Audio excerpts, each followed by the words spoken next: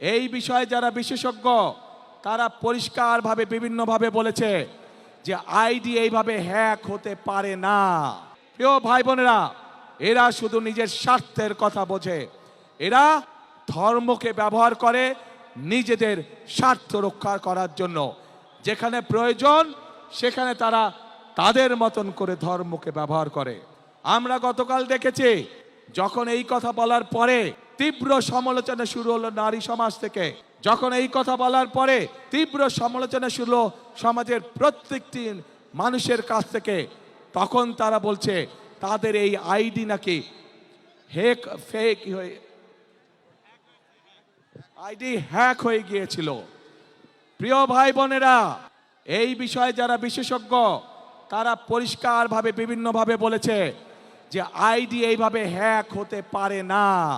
একটি রাজনৈতিক দলের একজন সিনিয়র নেতা জনগণের সামনে নির্বাচনের আগে এইভাবে মিথ্যা কথা বলছে, দলটি পর্যন্ত মিথ্যা কথা বলছে তাদের আইডি বলে হ্যাক হয়ে গিয়েছিল, অথচ আইডি হ্যাক হয়নি তাদের।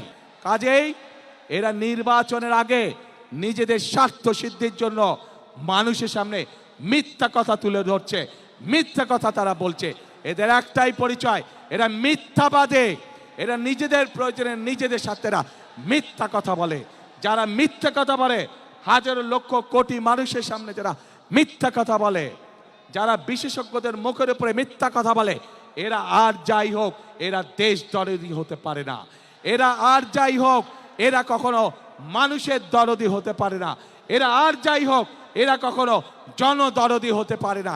এদের দরদ শুধু এদের নিজেদের লক্ষ্যের জন্য, এদের দরদ শুধু এদের নিজেদের উদ্দেশ্যের জন্য।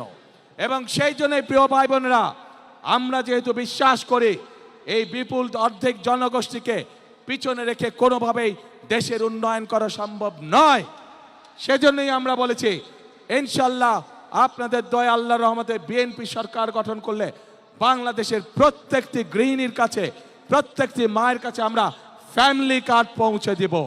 যেই ফ্যামিলি কার্ডের মাধ্যমে আমরা দেশের নারী সমাজকে ধীরে ধীরে স্বাবলম্বী করে গড়ে তুলতে চাই, যাতে করে এই নারী সমাজ কারো প্রতি মুখাপেক্ষী হয়ে তা না থাকতে হয়, যাতে করে তারা নিজেদের পায়ে নিজেদের দাঁড়িয়ে যেতে পারে।